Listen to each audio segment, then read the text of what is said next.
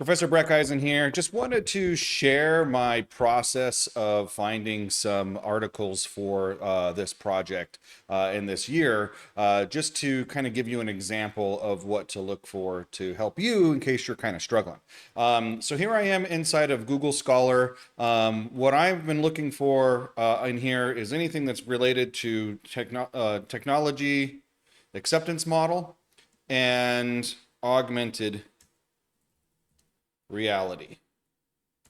Okay, and that's pulled up quite a few articles for me. As you can see here, 400,000 of them. And so I narrowed them down, and through all my searching, I went through and tried to find something that's going to be kind of related. And what I ended up having here is I downloaded these files. I'll rename them later. I'll just go in and rename them based off of the name of the actual file itself.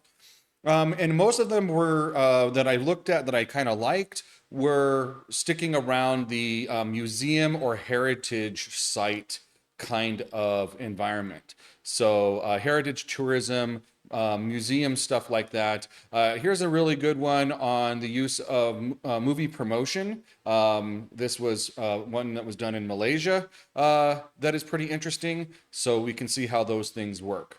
And through this process, I was able to just kind of read and look at them and gain some more insights and use them as a tool to work with. Now, something else you could do is I went to also into ChatGPT, and I was asking for questions. I asked looking for a locations-based AR framework, and I got that framework because one of these research papers brought up location-based AR applications. And I was like, oh, I've never heard of that before. That's really kind of neat. Is there such thing as a framework that could help me with this?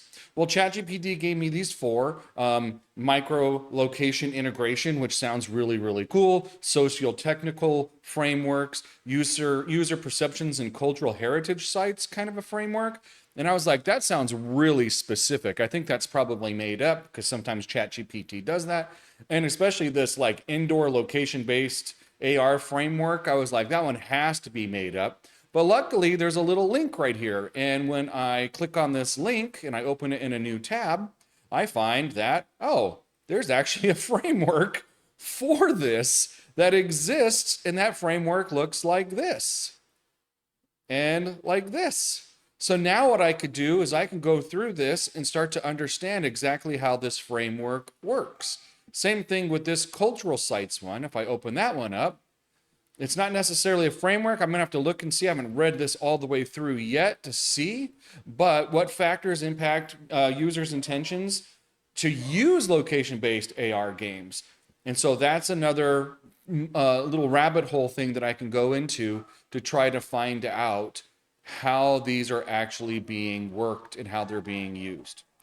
So the interesting thing that I hope that you see is that there is a way to be able to find these. I'm going to use these as my articles in this project, and I'm going to use the technology acceptance model framework. I don't know if you can hear my dogs, but they're going crazy because there's another dog outside. The technology acceptance model framework, and I'm going to use this location-based AR framework as well. So I hope that kind of helps clear some things up or show you how I found it. It took me about 20 minutes maybe to do that. And so as you start to do this more and more and more, you'll get fast at it and be able to find those things too. All right, I look forward to seeing what you find in your research. Thanks.